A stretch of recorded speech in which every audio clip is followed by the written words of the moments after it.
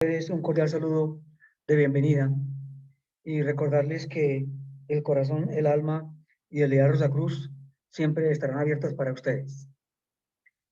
El contenido de la presentación de hoy contempla los siguientes aspectos: hemisferios oriental y occidental, un breve análisis; métodos occidentales para los occidentales, del señor Mahaindel; métodos occidentales para los occidentales, del maestro Israel Rojas Romero; y un último punto que debemos precisar de esta presentación.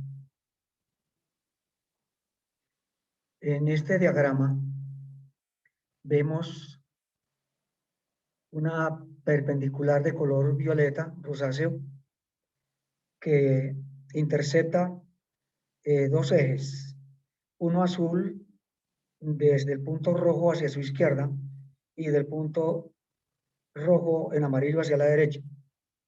Nos indica que aquí tenemos el meridiano de Greenwich o meridiano cero interceptando el Ecuador, y es para permitirnos desde el punto de vista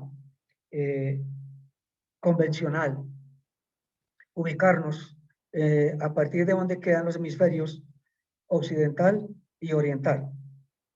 Sin embargo, esto ha sido un acuerdo en un momento determinado de los hombres de ciencia para ordenar, por decirlo así, la distribución del planeta Tierra en meridianos y trópicos. Aquí tenemos un mapa y a su izquierda, perpendicular en un rojo, está el meridiano de Greenwich o meridiano cero, del que les hablaba hace un momento, interceptando el Ecuador. En la parte de abajo, dice ahí hemisferio occidental y hemisferio oriental. Hacia su derecha hay un marco rectangular prácticamente, y encima dice Cáucaso. Esa es una región que comprende una parte de Rusia, los países de Georgia, Azerbaiyán, Armenia, Turquía e Irán. Y entonces es bueno que sepamos esa región porque más adelante Simón Gendel la nombra. Y entonces aquí viene el pequeño análisis. Si el meridiano de Greenwich está a nuestra izquierda en color rojo, vertical, y hacia nuestra izquierda es el hemisferio occidental, significa que hacia la derecha, como está indicado allí en color amarillo abajo, es el hemisferio oriental. Pero miramos que gran parte de Europa pertenece o está en el hemisferio oriental. Sin embargo, el título del capítulo que vamos a estudiar hoy es métodos occidentales para occidentales, que aquí no solamente embargaría lo que hay del meridiano rojo hacia la izquierda, sino también Europa y pues esta parte que está aquí dentro del marco rectangular que dice Cáucaso, para que tengamos muy presente esto. Aquí tenemos el Cáucaso comprendido en la parte norte, que cobija una parte de Rusia, la parte sur de Rusia, el Cáucaso central, los países de Georgia, Armenia y Azerbaiyán, y el Cáucaso sur, Turquía e Irán. Aquí tenemos el movimiento de rotación de la Tierra, que genera el día y la noche. Y ustedes dirán, ¿y para qué viene este diagrama? Porque es que supuestamente, si se toma un meridiano como referencia, ese meridiano supuestamente sería fijo, y llamémoslo así virtual. Pero en el movimiento de rotación, siempre hay dos meridianos, uno que estaría de frente y uno opuesto, que comprendería un meridiano, ya sea el oriental o el occidental. Entonces significa que desde el punto de vista de los hemisferios, la madre tierra permanentemente está variando el alcance o rango de cada meridiano. Y ahora sí, entramos a... Necesito checar un poquito de esto, por favor. Está muy grande. Sí, grande, tal vez así. O quitar esto de acá. No sé, lo dejemos así. Entonces, tenemos acá como título Fraternidad Rosacruz Antigua, que es la que patrocina este tipo de conferencias, de charlas, de presentaciones como la de hoy, siguiendo el concepto de recursos del cosmos del señor Magende. Estamos estudiando su tercera parte que se llama Futuro Desarrollo e Iniciación del Hombre. Estamos estudiando el capítulo 17, del cual ya se ha estudiado algo, y hoy vamos a estudiar métodos occidentales para los occidentales. Dice el señor Magende, en la India se emplean diversos métodos bajo los diferentes sistemas de yoga. Yoga significa unión, y como en el occidente, el objeto del aspirante es la unión con el yo superior. Pero para ser eficaces, los métodos de buscar esa unión deben ser diferentes. Los vehículos de un hindú están diferentemente constituidos de los de un caucásico. Los hindúes han vivido durante muchos años en un ambiente y clima totalmente diferente del nuestro. Han perseguido diferentes métodos de pensamiento y su civilización, aunque de orden muy elevado, es diferente de la nuestra en sus efectos. Por lo tanto, sería útil para nosotros los occidentales adoptar sus métodos, que son producto de los más elevados conocimientos ocultos y perfectamente convenientes para ellos, pero de todo punto inadaptables al occidental, como una comida de avena para un león.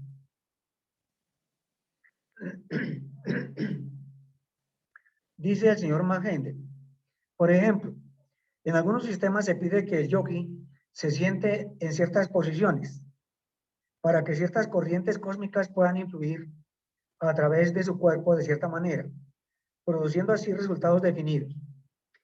Esa instrucción sería completamente inútil para un caucásico, porque éste es completamente insensible a esas corrientes, debido a su manera de vivir. Si tiene que obtener algún resultado práctico, debe trabajar en armonía con la constitución de sus propios vehículos. Esta es la razón del por qué los misterios fueron establecidos en diversas partes de Europa en la Edad Media. Los alquimistas eran profundos estudiantes de la ciencia oculta superior. La creencia popular de que el objeto de sus estudios y experiencias era el transmutar los metales inferiores en oro fue debida a que aquellos eligieron esa manera simbólica de describir su verdadero trabajo, que era la transmutación de la naturaleza inferior en espíritu, en conciencia, en estados sublimes de realización. Y fue descrita así para desviar o evitar las sospechas de los celosos sacerdotes, pero sin decir una falsedad. La afirmación de que los Rosacruces eran una sociedad dedicada a descubrir y a usar la fórmula para hacer la piedra filosofal es cierta. Es también verdad que muchas personas la han tenido en sus manos, y entre paréntesis, la tenemos, y tienen con frecuencia esa piedra maravillosa. Es muy común, pero de ningún valor para nadie, salvo para el individuo que la hace por sí mismo. Esta fórmula se da en el ejercitamiento oculto, y un Rosacruz no se diferencia en ese respecto del ocultista de cualquier otra escuela. Todos están dedicados a construir la codiciada piedra, empleando cada uno, sin embargo, sus propios métodos, porque no hay dos individuos iguales y por consiguiente el trabajo realmente efectivo es siempre individual en su esfera de acción. Los invito a que miremos este icono que es maravilloso. Está el ave fénix, que supuestamente y permanentemente resurge de las cenizas, y en la gráfica pues está activo. Y entre sus alas, su cuello y su cabeza forman un símbolo que es muy especial. Y arriba tenemos las estrellas, 7, que son muy significativas y tienen que ver con lo que vamos a estudiar después. Y arriba tenemos una galaxia en espiral. Y abajo, pues el fuego. Todas las escuelas de ocultismo pueden dividirse en 7. como 7 son los rayos de vida, los espíritus virginales. Cada escuela u orden pertenece a uno de esos 7 rayos, así como también cada unidad en la humanidad. Es decir, cada uno de los seres humanos pertenecemos a un rayo. No significa que seamos ajenos a los demás, no, pero preponderantemente nosotros pertenecemos a un rayo en especial. Continúa la imagen. Por lo tanto, cualquier individuo que busque unirse a uno de esos grupos ocultos, cuyos hermanos no pertenezcan a su rayo, no puede hacerlo con beneficio para sí mismo.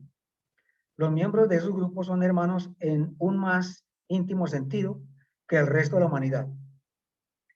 Que éste comprenda mejor la relación de cada uno de esos rayos con los demás, comparándolos con los colores del espectro.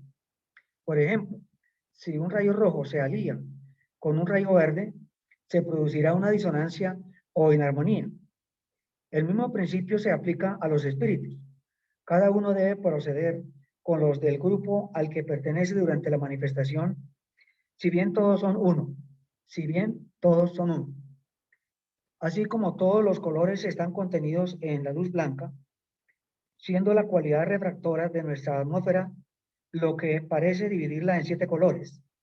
Así también, las ilusorias condiciones de la existencia concreta hacen que los espíritus parezcan agruparse y que estas aparentes agrupaciones sean muy diferentes mientras permanecemos en ese estado. Y entonces, los rayos que nosotros conocemos del arco iris no es otra cosa que la descomposición de la luz solar, la luz blanca, en los 7 colores, que son los 7 colores preponderantes, que guardan relación con las 7 escuelas, con las 7 estrellitas que les indicaba en, en el icono que vimos anteriormente.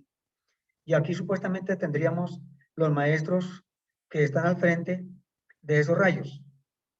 Abajo, en la parte inferior izquierda, el ser humano con sus 7 chakras, sus centros de energía y sus vehículos, equivalente a la que está al lado derecho. La Orden de los Rosacruces fue fundada especialmente para aquellos cuyo elevado grado de desarrollo intelectual les inclina o obliga a repudiar al corazón. La inteligencia pide imperiosamente una explicación lógica para todo, para el misterio del mundo, para el problema de la vida y de la muerte. Las razones y los modus operandi de la existencia no fueron explicados por el precepto sacerdotal. No tratáis de conocer los misterios de Dios. Es decir, mantenerse uno en un estado de ignorancia mucho mejor para ellos. Dice John Hendel, para todo hombre o mujer que tiene la fortuna, o lo que sea, de poseer una mente escudriñadora, es de suma importancia al recibir todas las informaciones que anhele, para que, cuando la cabeza esté satisfecha, pueda hablar el corazón. El conocimiento intelectual no es más que el medio que lleva al fin, pero no es el fin en sí mismo. Por lo tanto, el propósito de los Rosacruces es satisfacer primeramente al aspirante, probándole que todo es razonable en el universo, triunfando así sobre el rebelde intelecto. Y obviamente, aquí vale la pena acotar y extender un poquito esta parte, porque efectivamente el ideal de la fraternidad Rosacruz antigua en Colombia y en el mundo es contribuir al despertamiento de la conciencia humana, que tantos apegos a los cuales han estado sometidos los pueblos, las naciones y la humanidad, según sus pueblos y religiones, pues vayan cediendo y prepondere el sentido de la luz, de la verdad, la belleza y el bien, de manera consciente, siempre de manera consciente. Cuando ha cesado de criticar y está pronto para aceptar provisionalmente como verdad probable las afirmaciones que no puede comprobar inmediatamente, entonces, y no hasta entonces, desarrollará el ejercitamiento esotérico, las facultades superiores, mediante las cuales pasa el hombre de la fe al conocimiento directo. Y después hablaremos, y las veces que se pueda, sobre estas últimas 2 palabras, conocimiento directo, porque uno lo ve aquí escrito y uno trata de como de asimilar, de definir qué es eso, pero eso es muy profundo y muy trascendente, como lo vamos a ver luego.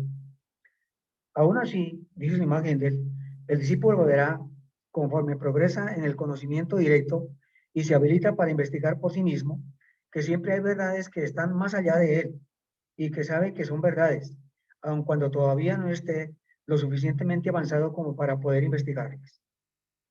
El discípulo haría bien en recordar siempre que nada que no sea lógico puede existir en el universo y que la lógica es el guía más seguro en todos los mundos.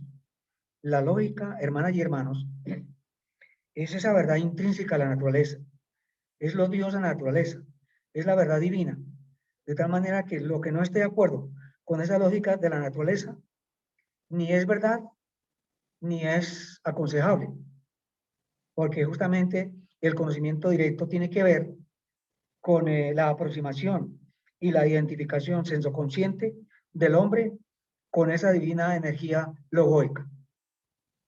Sigue el señor Hendel, pero no debe olvidar tampoco que sus propias facultades son limitadas y que se necesitan a veces más poderes razonadores que los suyos para poder resolver algunos problemas, aun cuando puedan, sin embargo, ser susceptibles de amplia explicación, pero solo por razonamientos que están mucho más allá de la capacidad del discípulo en tal estado de desarrollo. Otro punto que debe tenerse siempre presente es que la más firme y plena confianza en el maestro es absolutamente necesaria. ¿Y cuál confianza en cuál maestro? Pues ese maestro hay que tomarlo de diferentes tópicos o puntos de vista. Cuando nosotros estamos accediendo a esta lectura del señor Maghendel, esta lectura, que es la expresión del señor Maghendel, es para nosotros en este momento el maestro.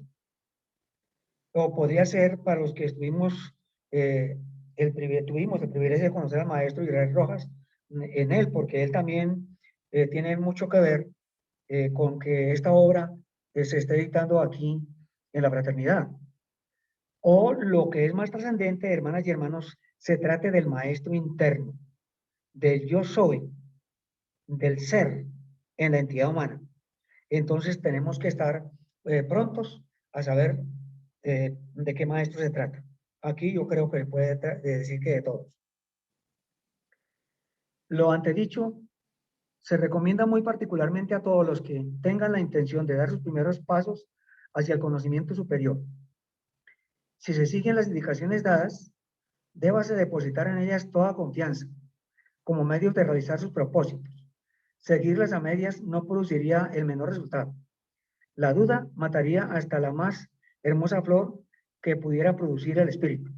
Entonces aquí nosotros necesitamos, hermanas y hermanos, tener confianza que lo que la fraternidad nos brinda a través de sus mensajes, de este tipo de charlas, de presentaciones, de conferencias, no solamente son bien habidas y bien concebidas, sino muy bien intencionadas, nada menos que para contribuir al despertamiento de la conciencia humana en Colombia y en el mundo. Síguese más gente. El entrenamiento sobre los diferentes vehículos del hombre se hace sincrónicamente, es decir, al mismo tiempo.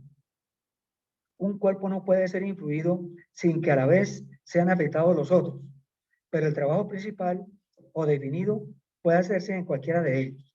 Y esto es muy importante, este párrafo, porque si alguien expresa un profundo respeto, un profundo culto, sin ser narcisista, a lo que representa su cuerpo físico como instrumento de las entidades que en él, o jerarquías que en él trabajan, pues esa persona está haciéndose en algún grado y medida consciente y cultor, nada menos que de la ética y estética en ese sentido en relación con el cuerpo humano. Y cuando lo hace así, está influyendo en el cuerpo vital, en el cuerpo emocional, en el cuerpo mental y en los demás vehículos. Y si él trabaja en la devoción, en la mística, pues automáticamente aquello también va a repercutir en los demás vehículos. Entonces, todo lo que el ser humano haga en su naturaleza, para bien o para mal, va a repercutir en toda su naturaleza. Sigue esa imagen. Si se presta la estricta atención a la higiene y a la dieta, el cuerpo denso es el más principalmente beneficiado, pero al mismo tiempo se produce también un efecto sobre el cuerpo vital y el de deseos, porque cuanto más puros y mejores materiales se empleen en la construcción del cuerpo denso, las partículas se encuentran envueltas en éter planetario y materia de deseos más pura, y todos esos cuerpos consecuencialmente se purifican y mejoran. Si la atención se dedica únicamente a la higiene y al alimento, los cuerpos vitales y deseos personales podrán permanecer tan impuros como antes, pero sin embargo, se habrá hecho un poco más fácil el ponerse en contacto con el bien y el progreso evolutivo que si se hubieran empleado alimentos groseros. Y entonces, alimentos groseros por parte de la naturaleza, de ese fruto extraordinario que siempre ha producido la conjunción entre el Padre Sur y la Madre Tierra a través de sus reinos, son alimentos grandiosos. Lo que no es grandioso es el mal ejemplo que uno da en un momento determinado, al prójimo, a los hijos, al hogar, en fin, al que sea. Eso ya pueden ser alimentos, pero no alimentos beneficiosos, sino ordinarios. Así de que tenemos que cuidar mucho de aquellos alimentos que nosotros pregonemos o promocionemos. Por otro lado, sigue Simón Hendel, si a despecho de las incomodidades se cultiva un temperamento ecuánime, o sea, justo, y también nuestros gustos literarios y artísticos, el cuerpo vital producirá un efecto de delicadeza en los asuntos físicos y engendrará sentimientos nobles y exquisitas emociones en el cuerpo de deseos. De ahí que la lectura brillante, con estética, con ideales, como la música, son grandes instrumentos, grandes alimentos para el cuerpo, para el alma y para el espíritu. Dice más gente, el tratar de cultivar estéticamente las emociones en el vehículo de deseos también reacciona sobre los otros vehículos y los mejora.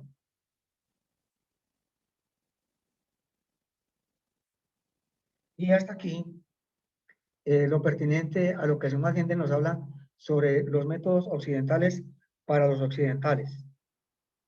Ahora entramos a la parte correspondiente al mismo tema, pero por parte del maestro Israel Rojas Romero, fundador de la Fraternidad Rosacruz Antigua en Colombia, mentor de la fraternidad aquí en Colombia y aquí en Sudamérica, el iniciado Racosín, que aquí lo tenemos enmarcado.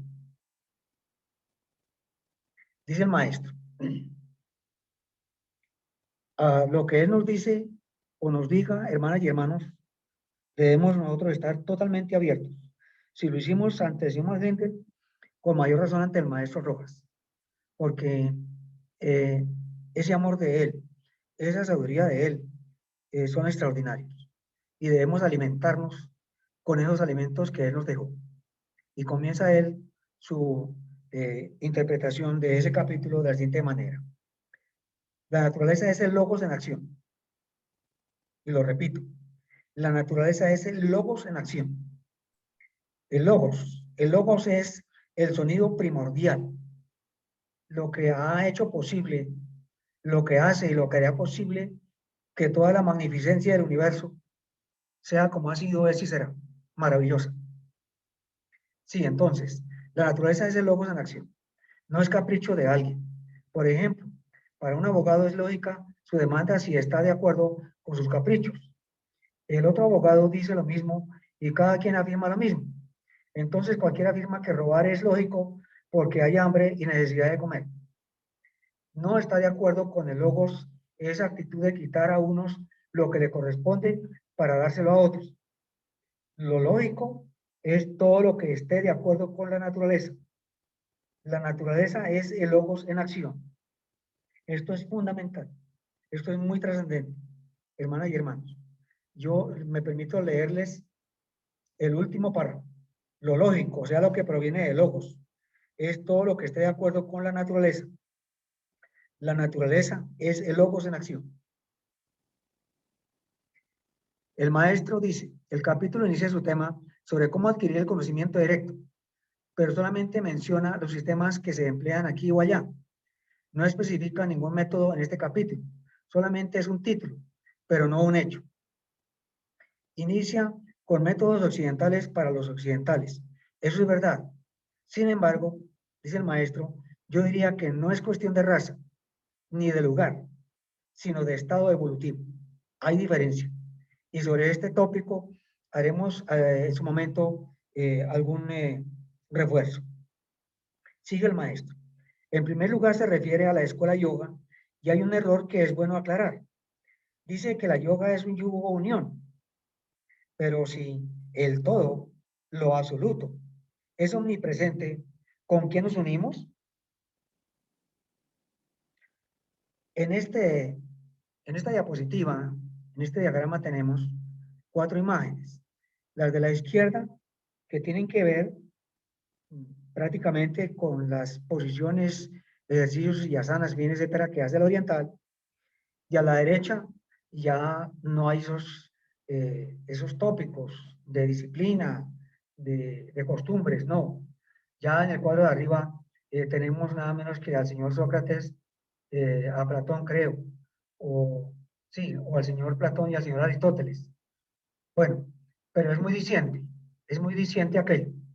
Y en el de abajo están entrelazados dos triángulos, que según los que saben, esos dos triángulos entrelazados eh, representan, significan la sabiduría del universo, eh, la, la acción e interacción entre el espíritu y la materia. Y hay alrededor un título que me va a permitir leerlo. Dice, no hay religión más elevada que la verdad. Y lo repito, no hay religión más elevada que la verdad. Eso es grandioso, grandioso. Y la verdad, hermanas y hermanos, nos dice el maestro y otros maestros, la verdad es la vida. Y la vida es Dios, es el logos cósmico universal.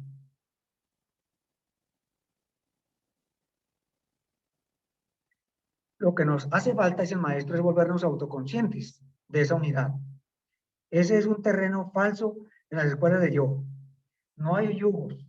Lo que somos es inconscientes de que estamos en la esencia misma de la vida y que todos flotamos en esa energía única y eterna. Naturalmente, señor Heindel se está refiriendo a las escuelas hatha yogistas que han venido a Occidente en ese entonces. Estamos hablando de hace de 110 o más años, que rinden culto al cuerpo denso y empiezan por maltratarlo, supuestamente, para lograr un sentido divino. No, no puede ser el logos, dice el maestro. La lógica no está de parte de ese sistema. Nuestro cuerpo no debemos maltratarlo, de ninguna manera, por ninguna razón, porque nuestro templo, dicen los grandes seres, es templo vivo del Espíritu Santo. Y el Espíritu Santo está vivo entre nosotros. Más tarde hablaremos un poquito más de esto. Dice el maestro, nuestro cuerpo denso es un gran vehículo de logos y él lo ha elaborado con demasiada sabiduría para que el hombre se vuelva autoconsciente de la energía primaria o primordial. Repito ese párrafo. Nuestro cuerpo denso es un gran vehículo de logos. Él lo ha elaborado con demasiada sabiduría para que el hombre se vuelva autoconsciente de la energía primaria, cósmica universal, infinita y eterna. Dice el maestro, tenemos otro punto de vista digno de ser mencionado. Algún hermano dijo que habían creado 7 rayos para ayudar a la inteligencia. Eso no es verdad en modo alguno. Esos son los 7 modos de la energía logoica operante en el universo. Y nosotros tenemos que aprender a conocerlos en su función, pero ninguna escuela los creó. Descubrió, sí, es diferente. El hombre no crea nada. El hombre descubre las leyes naturales. Esto es lo más importante. Un ser como Einstein, a quien admiro desde todos los puntos de vista, no creó la energía nuclear, sino que la descubrió. Los grandes adeptos han descubierto las energías de logos y por lo tanto enseñan a conocer esas leyes para que cada quien trabaje y se ponga en armonía con ellas. Mire esto lo importante, hermanas y hermanos. Yo lo repito. Los grandes adeptos, los benefactores de la humanidad, han descubierto las energías de logos y por lo tanto enseñan a conocer esas leyes para que cada quien, cada uno de nosotros, trabaje y se ponga en armonía con ellas. De modo que el proceso del conocimiento directo nada tiene que ver con el capítulo, aun cuando es muy interesante porque nos muestra que los caminos que estamos siguiendo son los adecuados en el proceso consciente de la evolución. Ahora bien, respecto a la nutrición, en el caso de nosotros, seres poco evolucionados, puede facilitar un poco nuestro trabajo interno el no consumir alimentos excitantes. Sin embargo, para el hombre superior, si hubiera necesidad de tomar un alimento excitante, no le afectaría en modo alguno. Y aquí tenemos en la gráfica dos corazones, uno con verduras, frutas y esas cosas, y el otro con carne, para que pues nosotros veamos cómo combinamos aquello, sobre todo cómo comulgamos con la Divina Madre Naturaleza en amor y gratitud por suministrarnos esos alimentos. Sigue el maestro. Algunas le preguntaron al señor Vivekananda por qué los yogis prohibían comer carne. Respondió, porque la carne incita a las pasiones, pero el hombre superior puede utilizar ese movimiento de la energía para superarse. Entonces, sí, los grandes seres, ellos pueden comer carne asada, como sea, en fin, o lo que se nos prohíbe para hacer a nosotros santos, y a ellos no les afecta nada. En cambio, nosotros, ya sean frutas o lo otro, siempre estamos colocando un poco de picante a aquellas cosas y nos olvidamos de que aquello es alimento proporcionado por la divina vida para que nosotros lo asimilemos. De ahí que los grandes seres antes de comer oran. Nosotros deberíamos hacer lo mismo.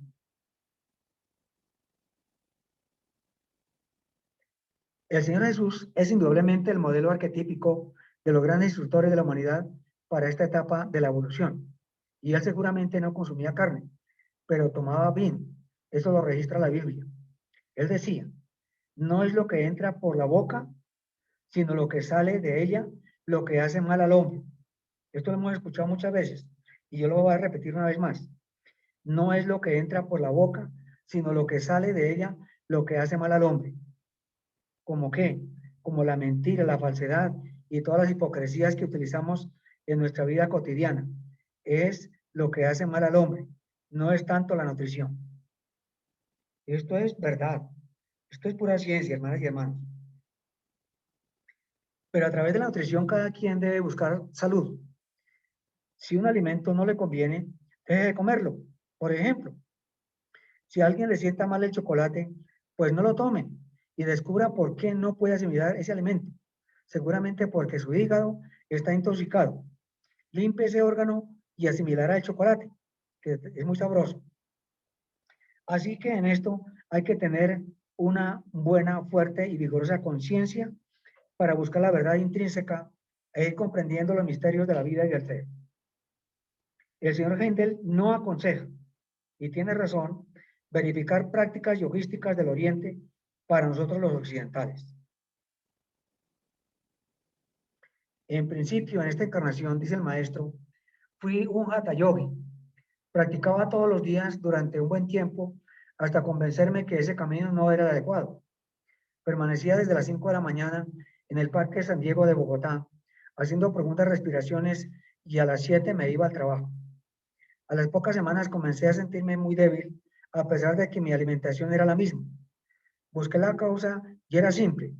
Oxidaba mayor cantidad de glóbulos rojos de los que podía producir mi constitución y naturalmente venía el desequilibrio. Los que practican ejercicios de Hatha Yoga se vuelven anémicos y llaman yogi a un tipo pálido. Será una persona enferma o débil, pero no yogi. Dice el maestro, yogi es quien ha conquistado su yo, su ser interno. Y luego él pregunta, ¿pero cuál yo? Si cada yo es una jerarquía de yo es sin fin. El yo personal, el yo intelectual, el yo social, el yo religioso. Son 50.000 vaguedades. Eso no conduce a nada. No es el yeísmo, el uso de la ye, sino el sentido ideal de la divina vida. Los adeptos no aceptan esa palabra de yo porque es egotista. El término común que se utiliza en nuestro medio es egoísta.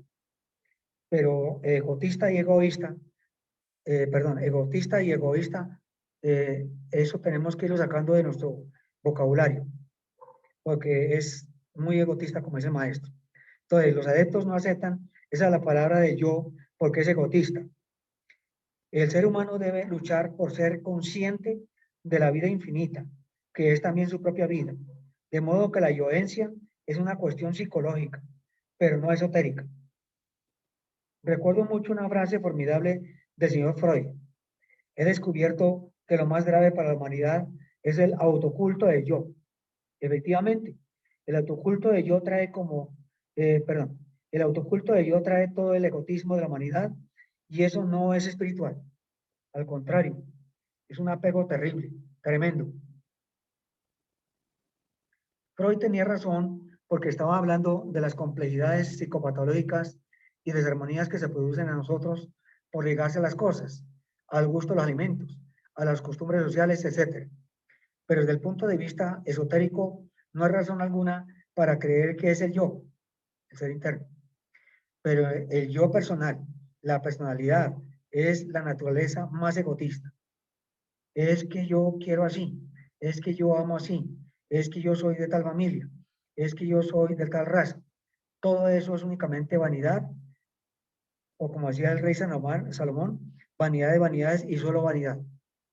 Entonces, todo eso es únicamente vanidad que debemos superar esencial y conscientemente, dice el maestro. Pregunta el maestro, ¿qué estudian los magos? El cambio electromagnético molecular. ¿Qué estudian los gnósticos? La bipolaridad de la generación universal en todas sus correlaciones. ¿Qué estudian los caballeros de la mesa redonda? Las diferentes actuaciones de la energía cósmica en relación con la raza. ¿Qué estudian los esenios? La parte mística de la naturaleza. El señor Heindel respondía a esa línea de acción vinculada a la astrología. ¿Qué estudian los hermetistas?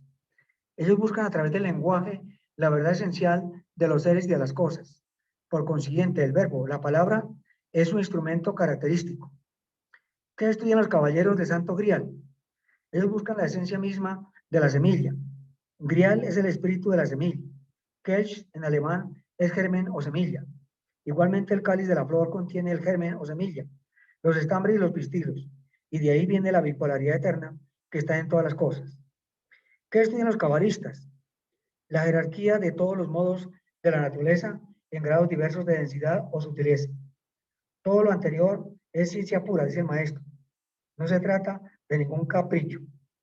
Y entonces, en estas dos diapositivas que nosotros vemos acá, los magos, los gnósticos, los caballeros de la mesa redonda, los esenios, los hermetistas, los caballeros de Santo Grial y los caballeros cabalistas rosacruces, ellos eh, son jerarquías que pertenecen a, a ese centenario que eso constituye la naturaleza humana en su propio templo, lo que tiene que ver con sus chakras, sus centros de energía. Más adelante se aclarará o se profundizará un poquito esto, pero es importante tenerlo muy presente, hermanas y hermanos. Dice el maestro, el capítulo nos invita a comprender cuáles son los mejores sistemas y más adelante el señor Hendel se va a ocupar del conocimiento directo. Pero los Rosacruces saben cuál es el camino del conocimiento directo. El enunciado es bastante sencillo, pero la realización es asunto de varias encarnaciones trabajando sucesivamente. ¿Cuál es el agente que mantiene la esencia de la sabiduría? El alma del mundo. Tenemos que ponernos en contacto consciente con el ánima mundi para lograr el conocimiento directo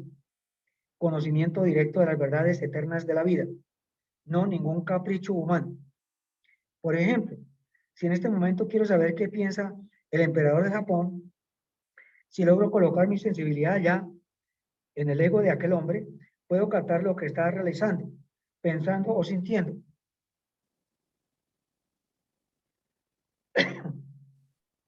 Porque la sensibilidad capta, la imaginación define, y el verbo interioriza o exterioriza según las circunstancias, según los deseos, según las necesidades en un momento dado.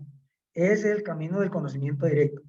Y lo repito, hermanas y hermanos, porque el capítulo que estamos estudiando, el gran capítulo, se llama ese, método, métodos, sistemas para llegar al conocimiento directo.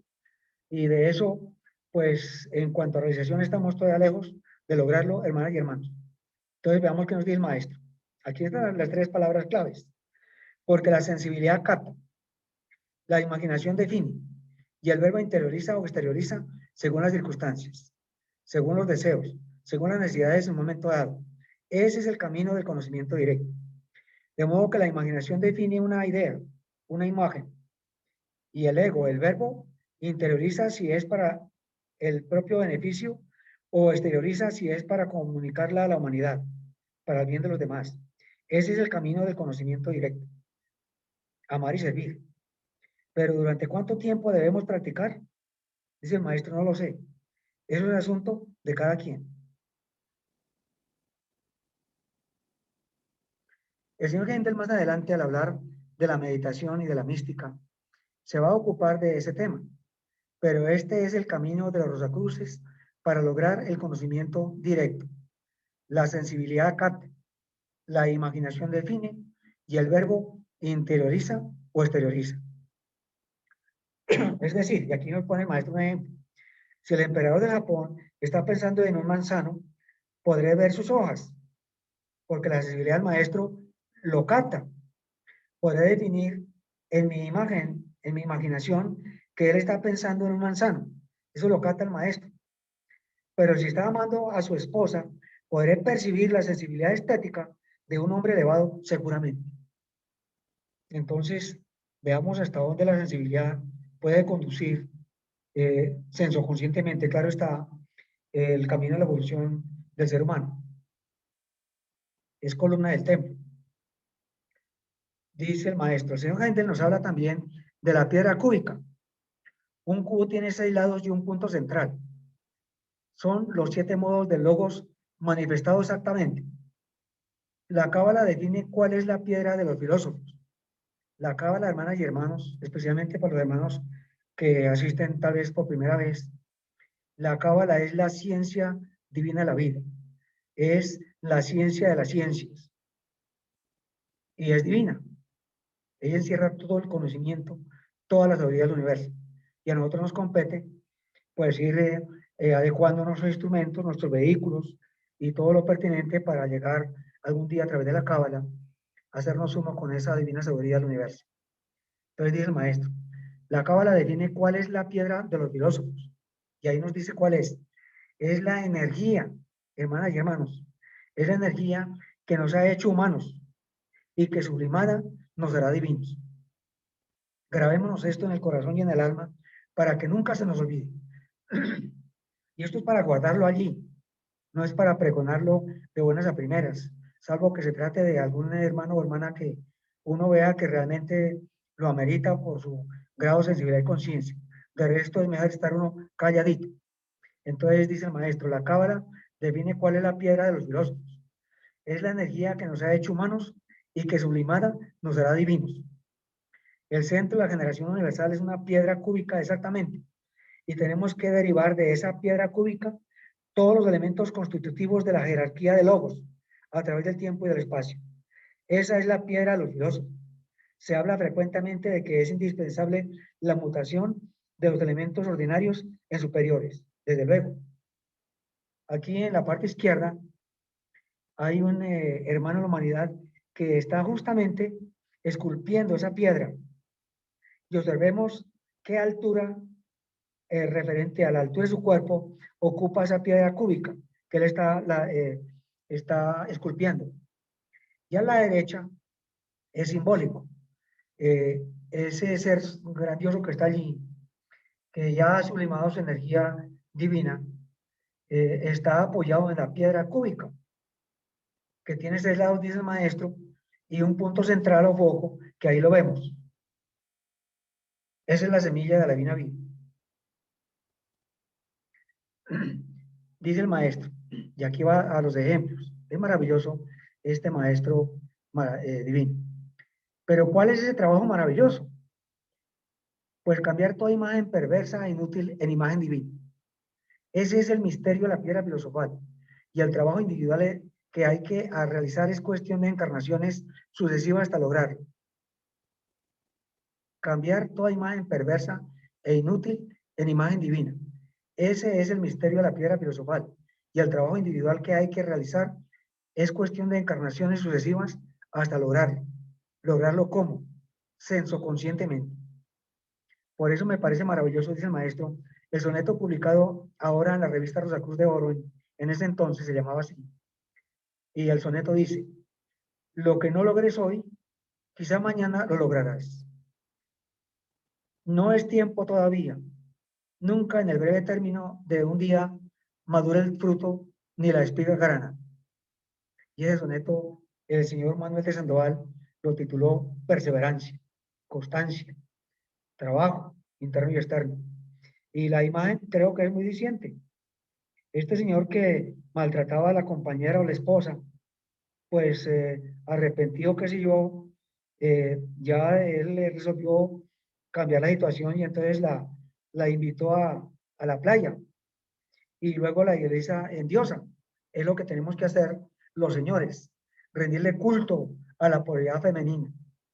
Es lo mejor que el ser humano puede hacer, especialmente el hombre, frente a la mujer, rendirle culto con la más sublime y divina estética y admiración y gratitud, claro está.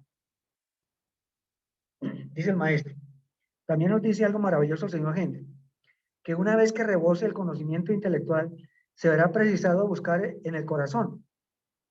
Dice el maestro. Creo que eso está bien como idea, pero no como hecho. Si el cerebro se desvanece, difícilmente podemos encontrar el corazón. Luego hay que trabajar, perdón, luego hay que tratar de trabajar en armonía, exactamente. La vanidad del hombre nace del exceso de mentalismo sin sensibilidad alguna. Y eso es cierto, que yo soy doctor, que yo soy tal cosa, que yo soy tal familia, que yo tengo tantos millones, que yo he hecho esto y lo aquello, en fin. Pero eso es egotismo, hermanas y hermanos. Eso es simplicidad porque uno se va de este mundo y lo único que lleva es la experiencia, buena, regular o no. Sigue el maestro. No voy a criticar, sino solamente a mostrar verdades incuestionables. Hitler estaba loco de vanidad racial. Ahí no cabía el corazón. Era del todo imposible. Einstein estaba pleno de sabiduría física y metafísica, pero tenía un corazón de oro. He ahí un hombre que estaba trabajando maravillosamente.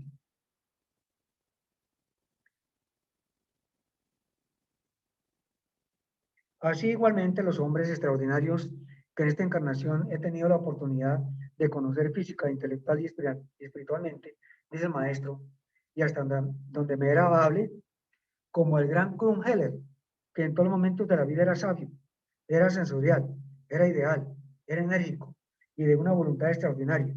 Él sí estaba trabajando equilibradamente su evolución.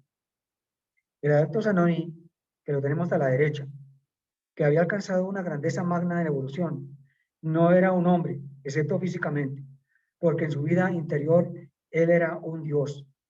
Tenía el conocimiento directo. En todos los instantes de la vida sabía lo que estaba sucediendo en cualquier lugar del planeta, en el corazón o en la vida de los hombres, porque todo lo sabía. Él tenía el conocimiento directo y hacia allá tenemos que enfocar todos nuestros esfuerzos, hermanas y hermanos, en la búsqueda del conocimiento directo. El maestro Conheller, que aquí lo tenemos en el centro y hacia arriba, cuando quería ejercer la clarividencia, se recogía internamente. No, me equivoqué, perdón. El maestro Conheller, que está a la izquierda de nuestro computador, cuando quería ejercer la clarividencia, se recogía internamente. El maestro Neumayer, que está en el centro y arriba, se abstraía ligeramente y también lograba el conocimiento deseado. En cambio, el adepto Zanoni no hacía nada especial. Estaba tratando un tema cualquiera y de pronto pasaba hacia algo grande, divino, cósmico o lejano.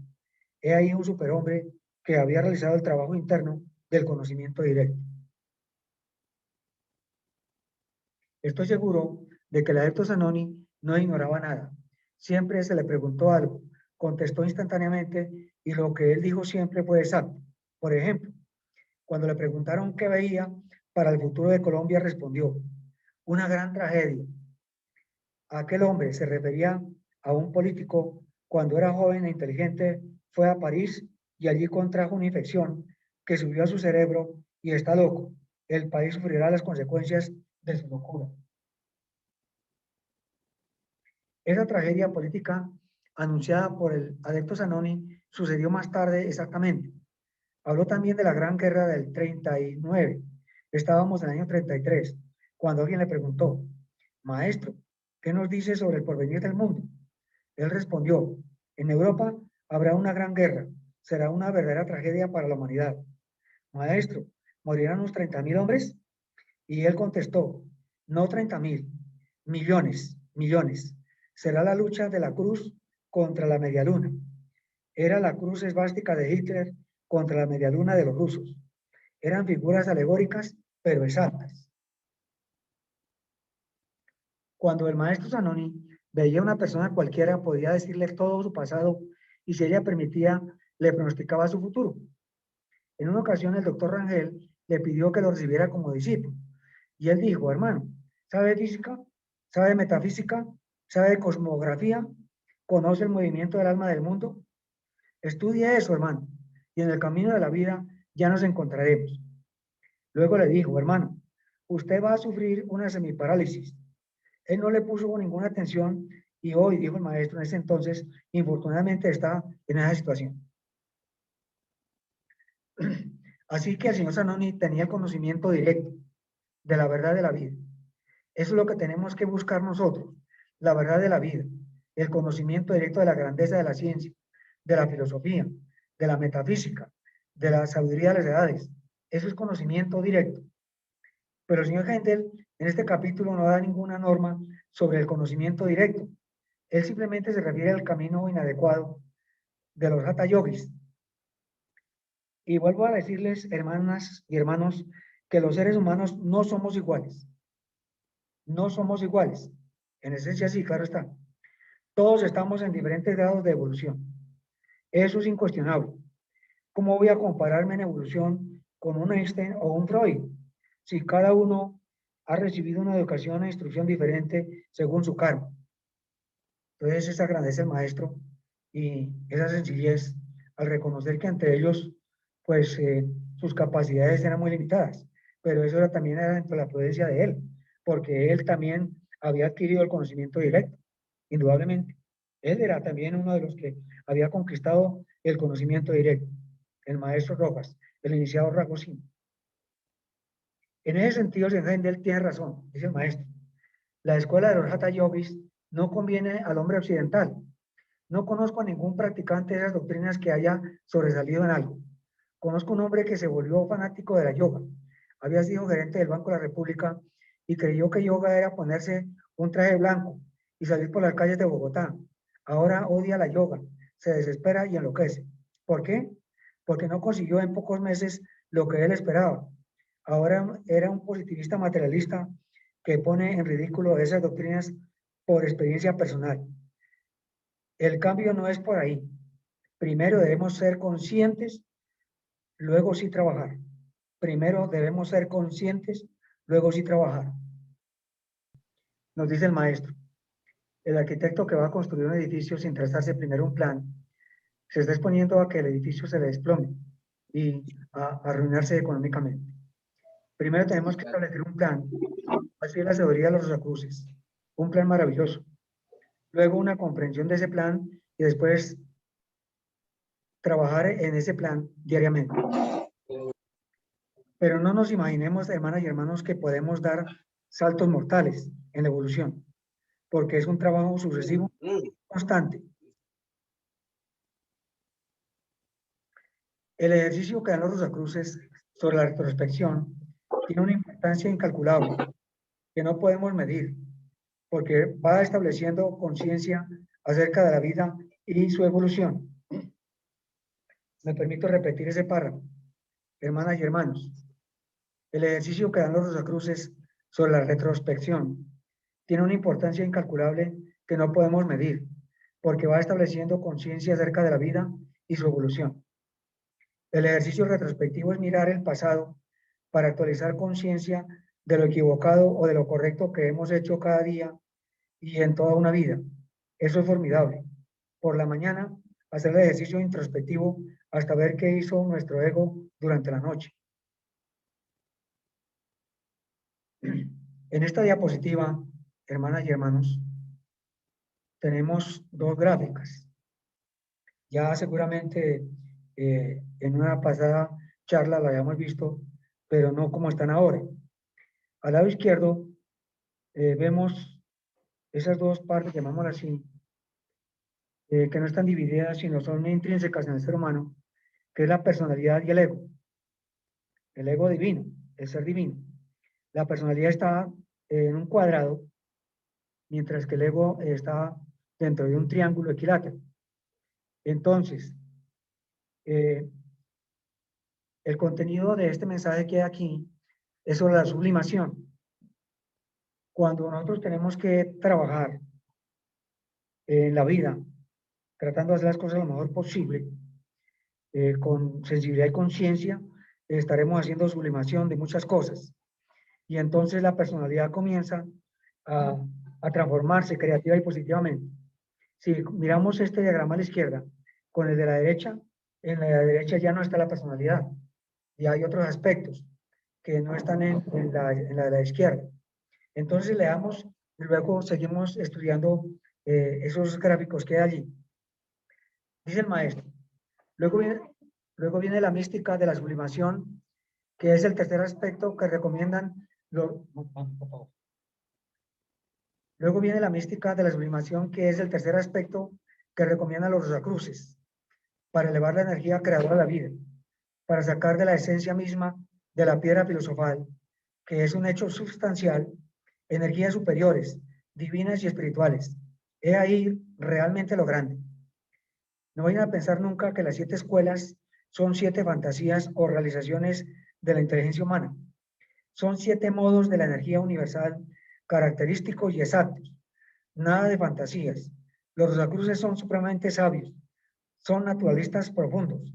Van a la esencia misma de la vida y de la naturaleza, del espíritu y la forma, de la sustancia y la energía de todo, en todo. Entonces, una vez leído este mensaje en 2 párrafos del maestro, en donde nos habla de que estas energías de la divina vida responden o corresponden a las 7 escuelas y que eso no es una fantasía, sino que es una realidad profunda y trascendente en el proceso infinito de la evolución. Entonces podemos nombrar esas escuelas que están en relación con los 7 rayos, con los 7 chakras. Independientemente si miramos la gráfica de la izquierda o de la derecha, en la derecha está un poquito más despejada, vamos a ir de abajo para arriba. La escuela que está en relación con el manejo del magnetismo personal es la escuela de los magos. Luego la de los gnósticos. Hacia arriba está la escuela de los caballeros de la mesa redonda. Luego la escuela de los esenios. Luego la escuela de los hermetistas. Luego la escuela de los caballeros de Santo Grial. Luego, por último, la 7ª, la escuela de los caballeros rosacruces. Entonces, son 7 escuelas, 7 estados o estratos, llamémoslo así, de las sabiduría de las edades, por las cuales todos nosotros hemos pasado, pasamos y tendremos que pasar, pero de manera consciente, de manera sexoconsciente. Porque, como nos dice el maestro, en el proceso de la vida no se dan saltos, no se dan saltos mortales.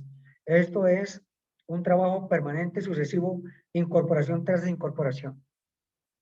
De tal manera que cuando el hombre pueda transformar su personalidad, que está constituida por su cuerpo físico, por su cuerpo vital, por su cuerpo emocional y por el cuerpo mental concreto, cuando los transforme, cuando él haya pulido esos instrumentos de que nos habla en un capítulo anterior, el señor Gendel, entonces todo aquello permitirá que el ego, la divinidad de nosotros, pueda manifestarse en grado sumo.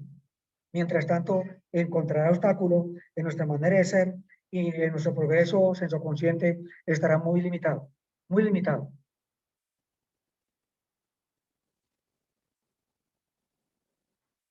Es verdad,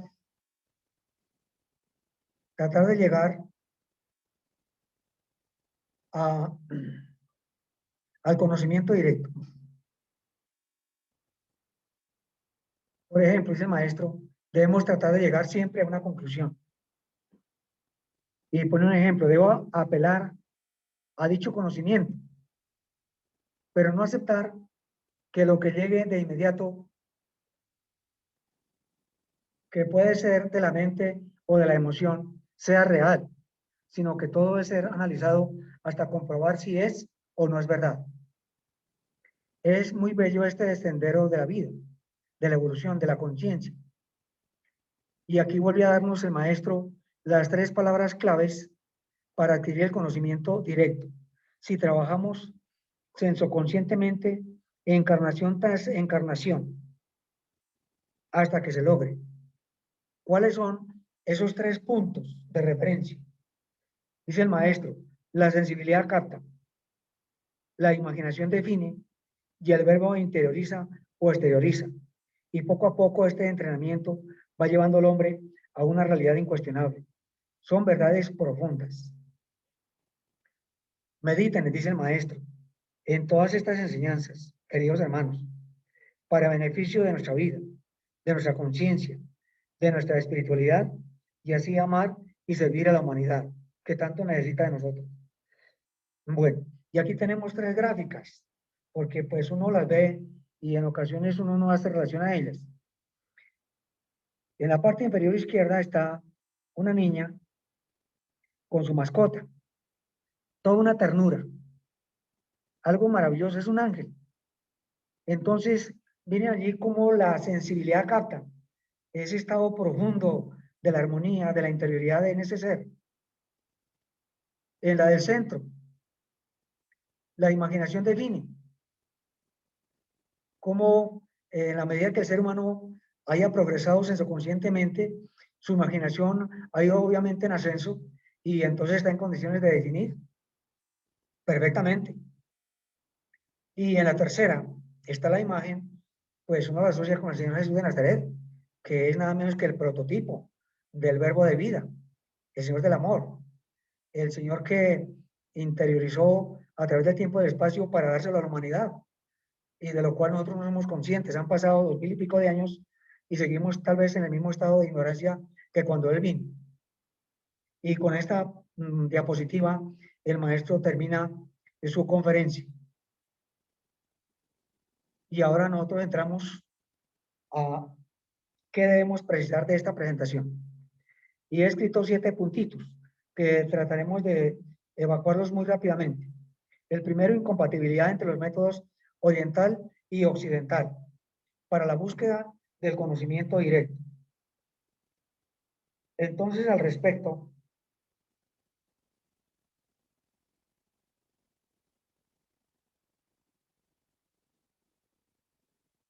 me permito leerles esto.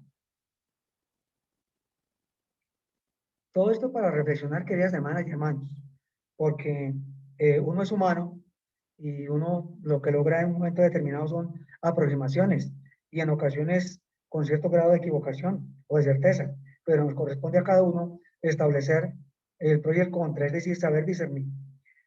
Dice, la naturaleza interna y externa del oriental y del occidental difiere determinantemente una de la otra por muchos factores, ya por el proceso mismo de la evolución, dado que mientras los occidentales se encuentran en el nadir de la materialidad, los orientales aún no se han sumergido plenamente en ella.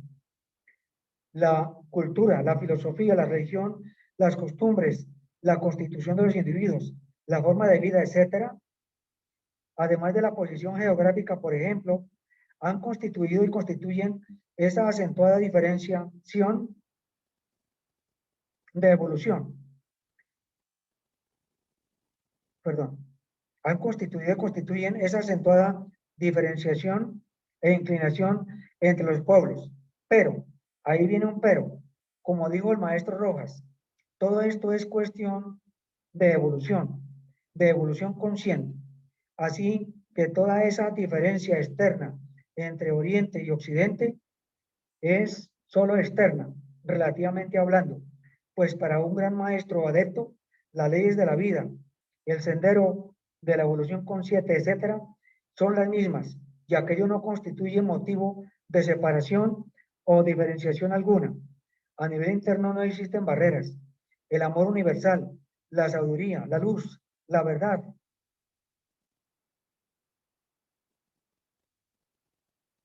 Ay, Dios.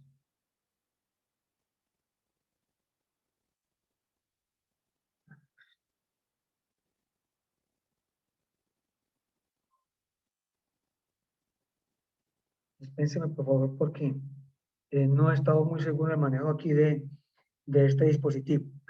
Dispénseme. Pues para un gran maestro adepto, las leyes de la vida, el sendero de evolución consciente, etcétera, son las mismas, ya que ello no constituye motivo de separación o diferenciación alguna. A nivel interno no existen barreras.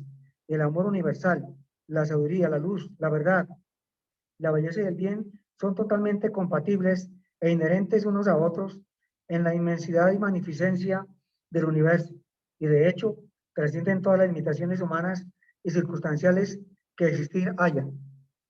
Entonces esto nos dice exactamente lo que el maestro nos dijo al comienzo, que eso era más bien cuestión de evolución. Bien, el otro punto es la piedra filosofal. Hermanas y hermanos, esa piedra filosofal, como la divina vida, en nosotros es herencia divina y nosotros ignoramos aquello. Es más, lo hemos venido maltratando de diferentes maneras a través del tiempo y el espacio, ya como hombres o como mujeres. Pero esa piedra filosofal que tanto se habla con tanto misterio y tanta cosa, el maestro nos la define muy bien. Es la energía que nos ha hecho humanos y que sublimada nos hará divinos.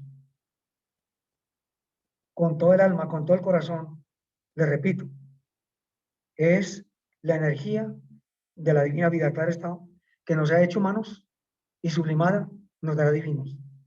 ¿Y cómo sublimamos, hermanas y hermanos? Pues al final hay un punto, pero mientras tanto les da todo algo, cambiando de actitud, en sentimiento, en pensamiento, en imagen, en palabra y en acto. Y les recuerdo lo que el maestro nos dijo en la última presentación que yo tuve a bien darles. Él nos dice, cuando yo pienso en la suegra y siento el recuerdo por ella, es el momento para yo sublimar aquel odio y transmutarlo en amor. Y así con muchas cosas. Y al final nos dice, y cuando aquella energía del Espíritu Santo se manifiesta en la naturaleza nuestra, es el momento para uno volcar desde el corazón, desde su profundo sentir, ese amor, adoración, alabanza y gratitud eternas a esa energía que nos ha hecho humanos y que sublimada nos hará divinos. Así vamos sublimando, poco a poco. Los siete rayos. Los siete rayos es la descomposición de la luz, es el espectro de la luz solar, es, por decirlo así, los colores del arco iris. Pero en el ser humano están clasificados para cada uno de esos chakras, para cada una de esas escuelas de que hablamos hace un momento, hay un rayo. Y todos esos rayos nos compete a todos, nos envuelven, pero hay uno que es predominante. Ese es un trabajo que nosotros tenemos que hacer para saber a qué rayo pertenecemos. Pero por si acaso, no tiene el maestro, la persona que le gusta el trabajo, que no le pone problemas al trabajo, que está dispuesto en cualquier momento a hacer las cosas, ese hermano es del rayo del Espíritu Santo, que siempre lo impulsa a la acción. Y así con los demás rayos, con el tiempo tendremos que llegar a identificarnos con el rayo al que pertenecemos. Lo mismo, cada escuela pertenece a un rayo. Bien, llevamos entonces la incompatibilidad entre los, supuestamente incompatibilidad externa, porque interna no la hay, entre los métodos oriental y occidental, la piedra filosofal, los siete rayos, las siete escuelas. Ahora aquí sí nos vamos a tener un poquito en el método directo. Son dos palabras, pero entonces para ubicarnos, permítame hermanas y hermanos decirles quiénes realmente han llegado a poseer el método o conocimiento directo. Para nombrar algunos, el señor Buda, el señor Hermes Trismegisto, el señor Jesús de Nazaret, otros grandes seres como ellos, como los maestros que nombramos hace un rato, el señor Kungeler, el señor Neumayer, el senador Tesanoni, y para no ir más, el maestro Israel Rojas Romero. Para mí, él ya había adquirido el conocimiento directo. Bueno, y aquí dice método directo. ¿Por qué? Porque ahí dice que hay unos instrumentos. ¿Cuáles son los instrumentos que la Divina Vida le ha dado al ser para poder ir conociendo o ir llegando mejor, aproximándose al conocimiento directo? El vehículo físico, el vehículo vital, el vehículo emocional o de deseos y el vehículo mental concreto, porque hay vehículo mental abstracto. Esos 4 instrumentos nosotros tenemos que irlos trabajando permanentemente para que ellos trabajen en armonía y nuestro ser interno pueda encontrar instrumentos para manifestarse. Entonces habremos trascendido la personalidad. Mientras tanto, no. Ayudas. Ayudas hay muchas, hermanas y hermanos. Cada día que la Divina Vida nos da es una ayuda, una oportunidad para uno trascender. Pero si uno no la aprovecha, pues se pierde. Y entonces hay 3 ayudas que la jerarquía nos dan, que es la religión de raza, y de la cual prácticamente no hemos salido. Ahí estamos apegados a eso, en que uno tiene que apegarse, como siempre aparece, un mensaje por ejemplo, por WhatsApp: hermano, los saludo y les deseo todo bien para usted, para su familia y para sus amigos. Y la humanidad, el resto de la humanidad no nada, para nada. Eso es apego, porque ese apego no lo deja ver uno en el horizonte. No, el amor y servicio que uno quiera hay que añorarlo y desearlo para el universo entero.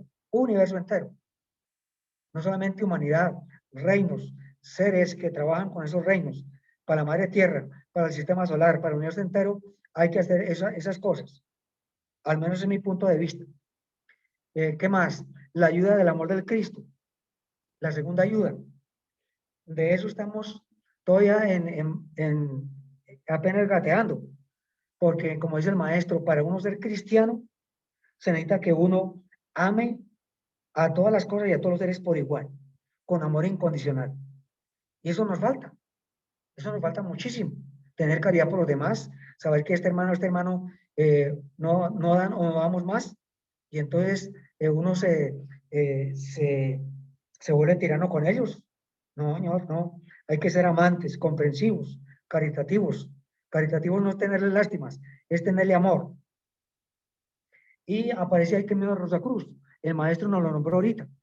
La sensibilidad capta, la imaginación define, y el verbo interioriza o exterioriza. Ese es el camino de Rosa Cruz. Pero miren que todos esos 3 aspectos van de la mano. Ahora bien, ejercicio retrospectivo e introspectivo.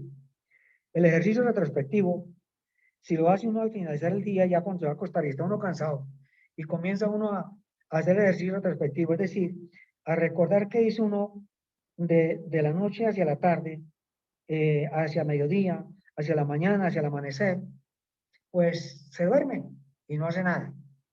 Pero si uno, por ejemplo, se desayunó y se interioriza y le agradece a la Divina Vida por el alimento que le sirvieron a la mesa, por lo que le sirvieron, le da gracias a la persona que preparó el desayuno, a los campesinos que cultivaron el trigo, vino, etcétera, todo aquello.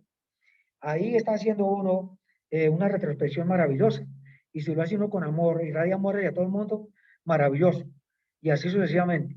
Y si fue alguna equivocación, pues uno reconocer que se equivocó, que uno fue tirano con alguien y decir: no, señor, no, a la próxima vez yo debo ser más comprensivo con ese hermano o con esa hermana, presentarle disculpas. Pero obviamente uno lo dice, pero no lo hace. Y eso me compete a mí. Yo debo mejorar muchísimo, ser muy bondadoso en todas estas cosas. Entonces, el ejercicio retrospectivo no es para hacerlo cada mes, ni cada 8 días, es para hacerlo todos los días. Sino que si uno lo hace en la medida que uno va viviendo el día, pues le va a caer más fácil por la noche hacer el repaso. Pero hay que hacerlo conscientemente. Donde haya uno hecho las cosas bien, darle gracias a la Divina Vida al ser interno y autofelicitarse. Y si se equivocó uno, a corregir lo que ha sido, a corregir. El ejercicio introspectivo es cuando uno se despierta por la mañana.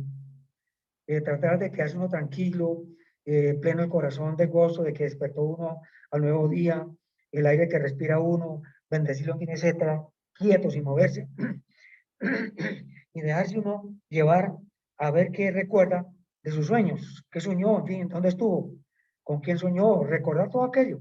Eso es hacer un ejercicio retrospectivo, perdón, introspectivo.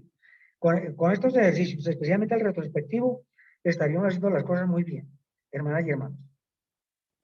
Y en séptimo está la sublimación.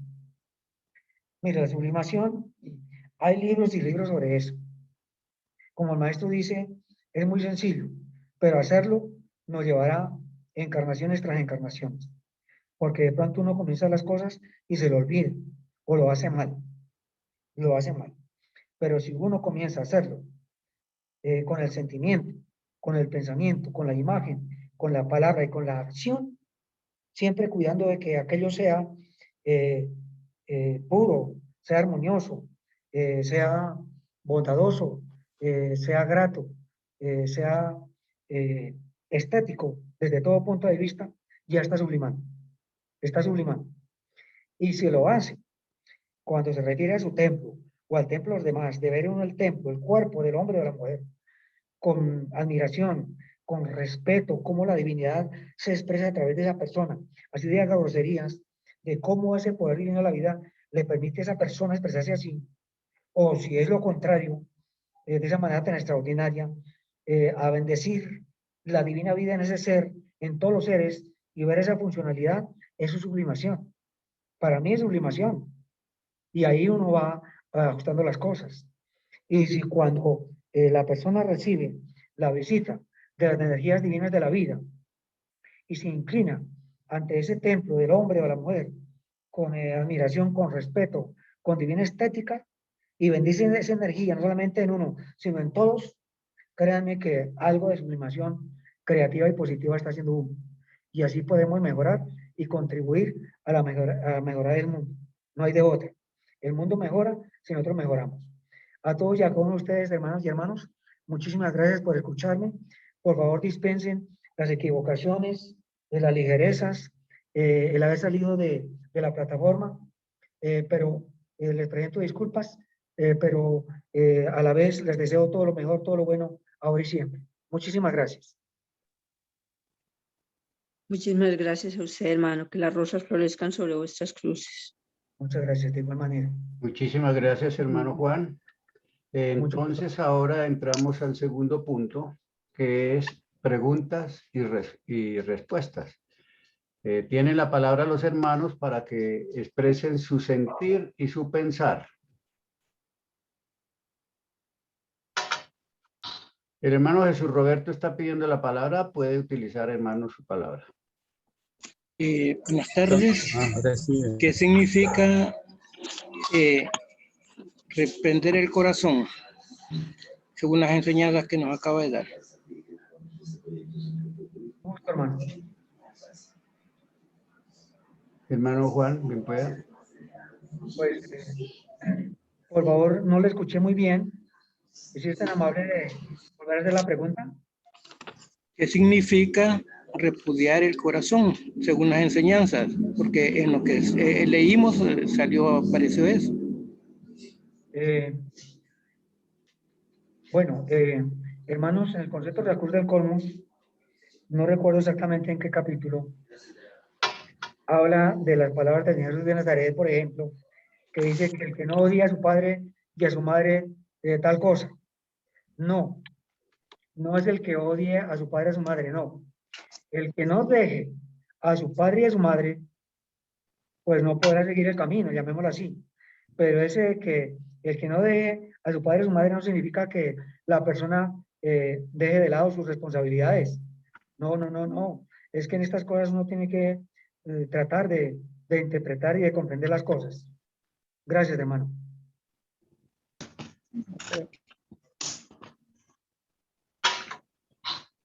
Bueno, hermanos, ¿quién más tiene alguna inquietud? ¿Alguna opinión? Tiene la palabra, hermano. Hermana Berta Inés va a hablar. Sí, primero agradecerle al hermano Juanito por tan excelente conferencia. Quería preguntar lo siguiente. En la descomposición de la luz y en los colores conocemos, ¿cómo se hace para saber uno a qué rayo pertenece y cómo este rayo lo beneficia a uno o cómo se maneja esa parte de la luz? Hermana y hermanos, pues personalmente yo le rindo y le rendiría culto a la luz. La luz es Dios y cualquiera de sus manifestaciones a través de cualquier rayo, pues nosotros y la humanidad y el universo recibirá sus beneficios. En cuanto a saber uno cuál es el rayo al que pertenece, pues la verdad es que en lo personal a mí no me ha llamado la atención. A mí lo que me llama la atención es tratar de amar y de servir, no más. Eso ya el resto vendrá por añadidura. Pero si alguien quiere hacerlo, pues entiendo que hay varias formas. Uno es cuando se haya recogido, haya hecho su retrospectivo, haya hecho su ejercicio de amor y gratitud, o sea, su oración, al recogerse, pues estando relajado, imaginar que el ser interno le va a iluminar al siguiente día o cualquier día sin afanarse uno el rayo al que pertenece y seguro que va a encontrar aquello. Perdón, Gracias, hermano, hermano Juanito. ¿puedo hacer una colaboración? Sí, hermano, bienvenida. Gracias, hermanito. Hermana Berta Inés, el rayo está en usted, es decir, los rayos a los rayos pertenece la ciencia a uno, el arte a otro, la mística a otro, el conocimiento científico a otro. Esos son los rayos. ¿Qué es lo que más le llama a usted la atención de todas esas ciencias y esos artes? Entonces, ahí está su rayo. Usted simplemente averigua el color del rayo, eso el color no importa. Lo que importa es qué siente usted que le ayuda, que le adelanta, que todos tenemos algo que nos agrada, entonces ahí está nuestro rayo. Entonces es difícil llegar a concretarlo, pero si se insiste, como hacía el maestro, insistir durante muchos años, se logra saber a qué rayo pertenece. La mística, el arte, la ciencia, etcétera, etcétera. El hermano Manuel va a completar otro poquito. Gracias. Gracias, hermano Ernesto. Gracias, muy bien. Pues los hermanos han aclarado muy bien cómo saber a qué rayo pertenecemos. Pero también, como decía el hermano Ernesto, hay otra forma muy similar y es estar muy atentos a todo lo que corresponde al color y cuál es el que más nos llama la atención. ¿Con cuál nos gusta vestirnos más? ¿Con cuál me identifico más? Es decir, el color también está muy relacionado con, como decía el hermano, con las artes, con la música, con absolutamente todo, y hacia la tendencia, la mayor tendencia que nosotros tengamos, muy seguramente, y si meditamos, vamos a establecer cuál es nuestro rayo. Así también lo establecía en alguna parte el maestro y el hermano Jesús González. Entonces, deberíamos de ser muy atentos al color, a los 7 rayos, y allí podemos en nuestras meditaciones establecer cuál es ese rayo. Pueden haber otras, muchas más interesantes en algunas charlas que hicimos por ahí hace algún tiempo de los colores y se daban como unos tips para saber a qué rayo más nos interesaríamos y demás, y allí poder establecer igualmente a qué rayo pertenecemos. Puede ser importante para unos, puede no ser importantes para otros. Pero si conocemos nuestro rayo, con toda seguridad, nos va a ir mucho mejor. Muchas gracias. Gracias, Gracias, hermano. hermano Manuel. El hermano Wilson. El hermano Wilson dice, hermano Juan, gracias por su exposición. Me llegó profundamente, por lo que no quiero dejar escapar nada para que me ayude a comprender. La imaginación define. Si me da un ejemplo guía para asimilar mejor este concepto, muchas gracias, hermano Juan. Hermano y hermanos, Hermano yo Wilson. voy a permitirme poner este ejemplo. Cuando pongamos el caso, un ingeniero o un arquitecto mejor, quiere diseñar una construcción. Entonces, él obviamente tiene sus bases, pero él comienza a imaginar qué más le gustaría que tuviera la propiedad, según la ubicación, según un lugar, según los gustos de la persona. Entonces, según él va imaginando, va definiendo. Ahí hay un ejemplo muy concreto de eso. Gracias. Gracias, hermano Juan. Entonces, estamos esperando que los hermanos definan o pregunten. La hermana Alicia. La hermana Alicia Junca, bien pueda, tiene la palabra.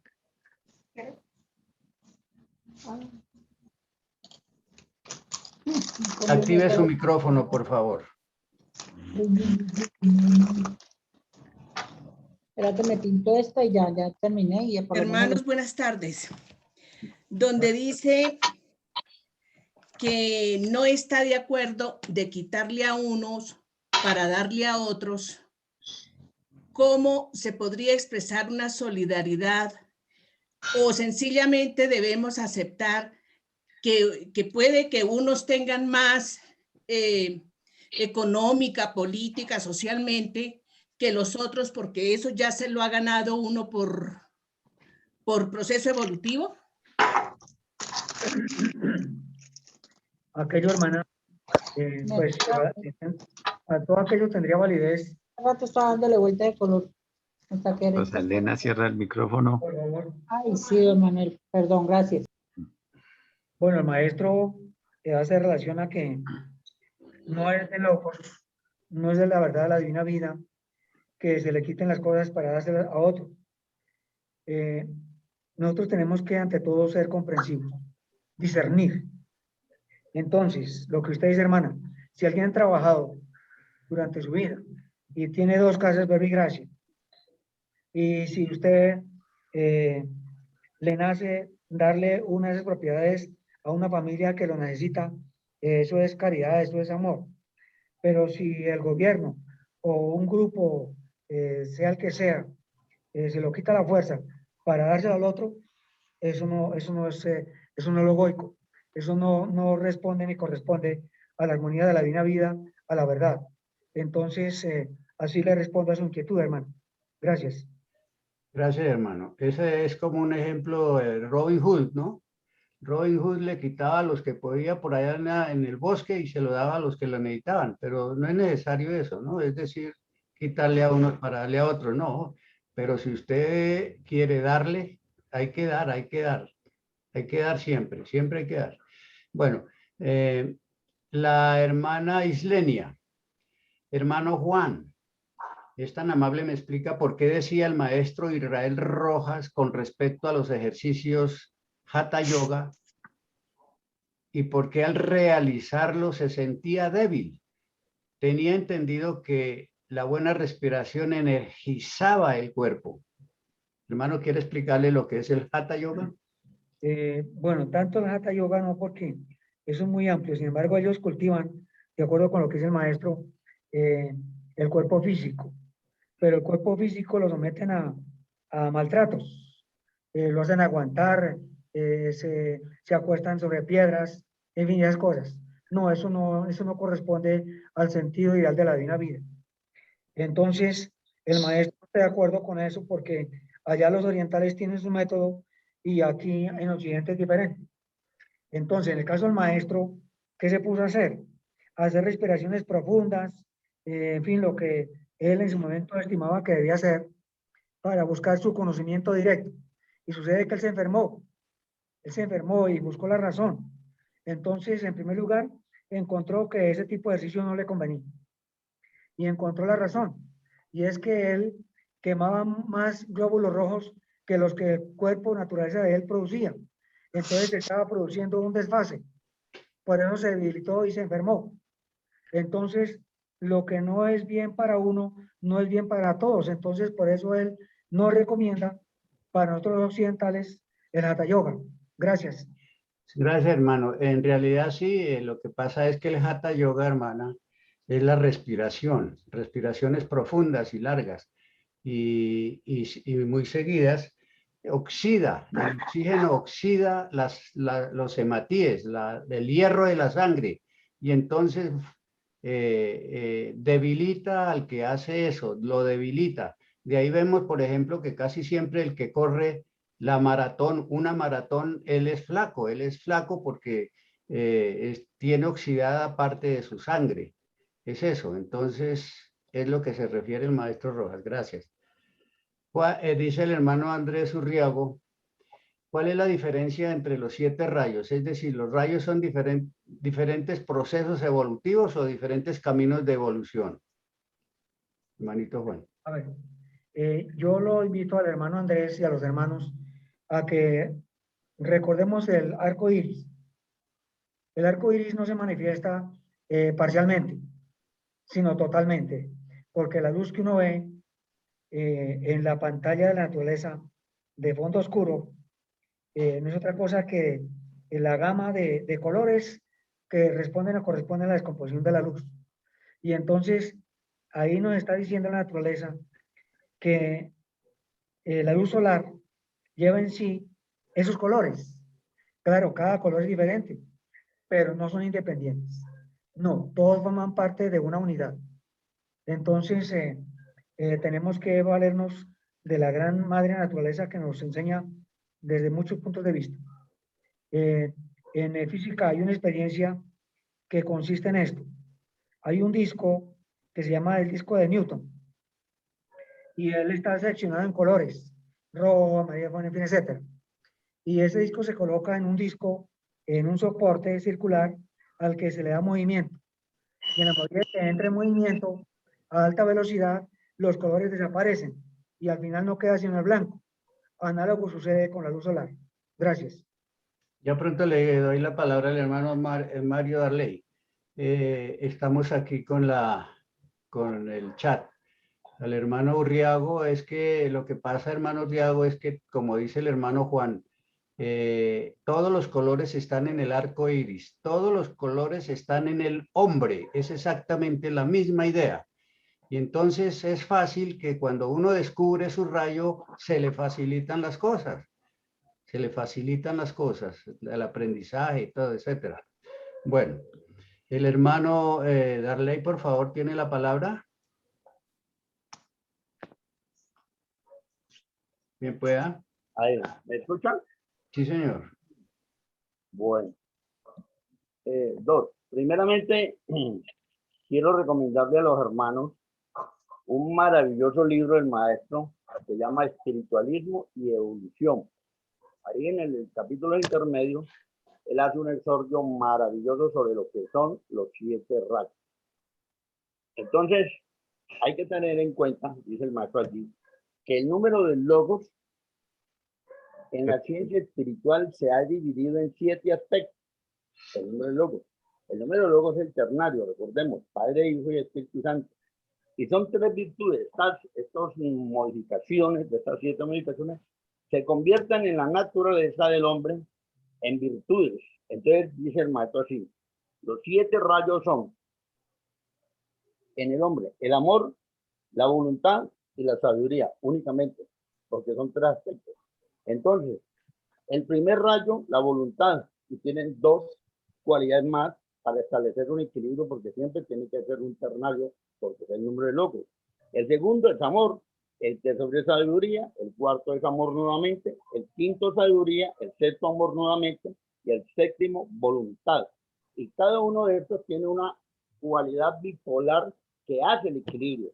Eso está muy bien explicado en un capítulo, que no recuerdo este momento, espiritualismo y evolución. Está explicado perfectamente. Y me identifico un poco con el hermano Manuel con relación al comentario que hizo los rayos. El hermano Juan decía, por ejemplo, que particularmente no le llamaba mucho la atención. Resulta que en el proceso de evolución y de desarrollo, nosotros sí tenemos que ponerle cuidado, porque son tres cualidades. Dice el maestro que el equilibrio del hombre está en el amor, la sabiduría y la voluntad. Ellos se reflejan en los rayos, ellos se diseminan por los rayos. Entonces, hay hombres que tienen una voluntad, por ejemplo, el primero, voluntad, sabiduría y bondad lo tienen como polaridad para establecer equilibrio. Entonces, él tiene que buscar a través de ese ternario esa cualidad, o bien sea la sabiduría o bien sea la bondad, para equilibrar la voluntad. Gracias. Gracias, hermano. Muy amable. Le recomiendo el librito. Sí, claro, sí. Espiritualismo y evolución del evolución, maestro Rojas. sí. Ya.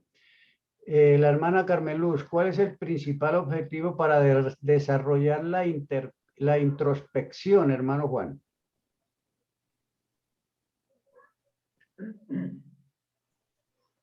Intro dentro y flexión examinar, sino que este ejercicio que el maestro recomienda es cuando uno se despierta por la mañana, de tal manera que uno no debe entrar en actividad ninguna, sino tal cual se despertó, tratar de permanecer en el estado e interiorizarse para ver qué vivencias tuvo durante el sueño, durante la noche. En ese ejercicio, en esa forma, pues seguramente el ser podría ir acoplándose, llamémoslo así, en alguna medida a tener una especie de comunicación con su ego, porque aquella parte es totalmente subjetiva. En tanto que el ejercicio retrospectivo ya es obviamente mucho más palpable, mucho más real. Bueno, eso sería todo por ahora, hermano. Gracias. Gracias, hermano. Sí, también tiene que ver con que el hombre tiene que lograr la continuidad de conciencia, es decir, despierto o dormido debe saber qué está haciendo. Vivo o muerto debe seguir con la misma conciencia. Eso es la vida eterna. Es lo que tenemos que conseguir. Listo. Gracias, hermano Juan. Hermano Ernesto. Sí, hermano Leo. Muchísimas gracias. Muy buena tarde para usted y para todos nuestros Bien, hermanos. pues, hermano Leo, sí. Gracias.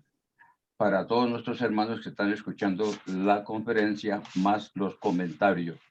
En primer lugar, tener en cuenta que esta conferencia que acabó de leer el hermano Juan nos deja muy claro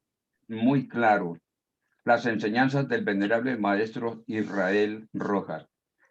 No creer, saber, y que en la naturaleza toda, en derredor nuestro todo y en nuestro interior está toda la verdad. Buscad la verdad y ella os hará libres. ¿Libres de qué? De la ignorancia y de que nos exploten económicamente con mentiras las religiones. Entonces, buscando, observando la naturaleza toda en derredor nuestro, todo lo que está en lo que nos rodea, allí encontramos la verdad de todo para no estar creyendo. Por eso él hace la aclaración de los ejercicios yogas que no son saludables. Él lo sabe por qué, él lo experimentó y él nunca hablaba de algo que no hubiese experimentado. Él siempre hablaba sobre lo que había experimentado. Segundo, el dar. Hay un viejo refrán que dice, nadie puede dar de lo que no tiene. Es una gran realidad. Yo quiero dar amor. Desarrollemos la sensibilidad, el amor por nuestros hermanos, comprendiendo sus necesidades físicas, intelectuales y también sus necesidades álmicas. ¿Ve? Lo vemos enfermo, lo vemos triste. Entonces démosle amor, orientémoslo. Si yo quiero dar servicio, recordemos que en tus reglas, dice que debemos aprender algo para con ese algo servir. Y si yo quiero dar amor, pues debo aprender cosas para con amor, cosas para poder dar una orientación hacia las personas que lo necesitan. Y si yo quiero dar dinero, pues trabajo, consigo dinero. Si yo quiero dar cuestiones materiales, debo obtenerlas, trabajar para obtenerlas y darlas, pero con amor, con ese deseo sincero de nuestro corazón de servir y de ayudar a la humanidad. Muchas gracias. Gracias, hermano Leo. Muy amable. Bueno, hermanos, yo creo que ya entonces se ha cumplido el tiempo. Le agradecemos las opiniones de los hermanos, muy acertadas. Gracias por su colaboración. Entonces, hermano Manuel, tiene usted la palabra.